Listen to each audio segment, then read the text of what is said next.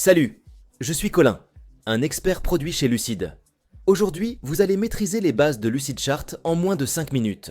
Une fois terminé, vous aurez les compétences nécessaires pour créer et partager vos propres diagrammes.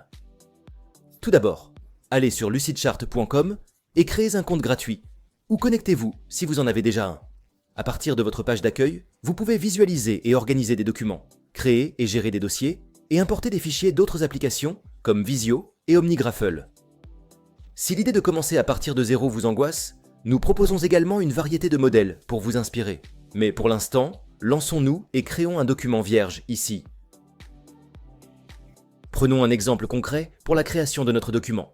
Imaginez que notre employeur nous a demandé de créer un organigramme pour visualiser le processus de recrutement de notre équipe. Après quelques discussions, nous avons découvert que nos premières étapes ressemblent à ceci.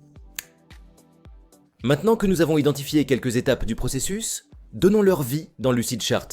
Si vous avez déjà travaillé dans Microsoft Word ou Google Docs, Lucidchart devrait vous sembler familier. Tout d'abord, nommons notre document. Comme il s'agit d'un processus, nous allons naviguer vers la section des organigrammes dans le menu des formes. Cliquez et faites glisser la forme de processus sur votre toile. Double-cliquez dessus pour éditer le texte. Utilisez le contour bleu pour ajuster sa taille.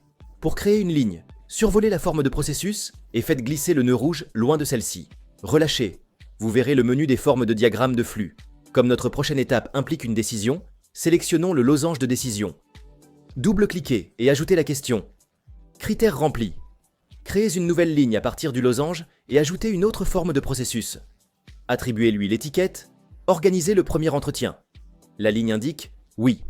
Si nous créons une autre ligne à partir de notre losange de décision, elle affichera « Non ». Alors, créons une ligne et ajoutons notre dernière forme de processus. Terminez avec « Envoyer un courriel de refus ». Très bien, notre diagramme a l'air plutôt complet. Maintenant, nous pourrions partager notre diagramme tel quel. Mais je pense qu'il pourrait bénéficier d'un peu plus de style. L'utilisation de la couleur et d'autres éléments de conception élève votre diagramme et renforce son impact. La barre de mise en forme offre de nombreuses options pour styliser le texte et les formes. Mais aujourd'hui, nous allons rester simples. Notre employeur a seulement demandé que nous utilisions les polices et les couleurs de l'entreprise pour créer notre diagramme. Commençons par styliser notre texte. Pour ce faire, cliquez sur la forme de processus contenant les informations que vous souhaitez modifier. Accédez à la barre de formatage et sélectionnez le style de texte que vous souhaitez utiliser.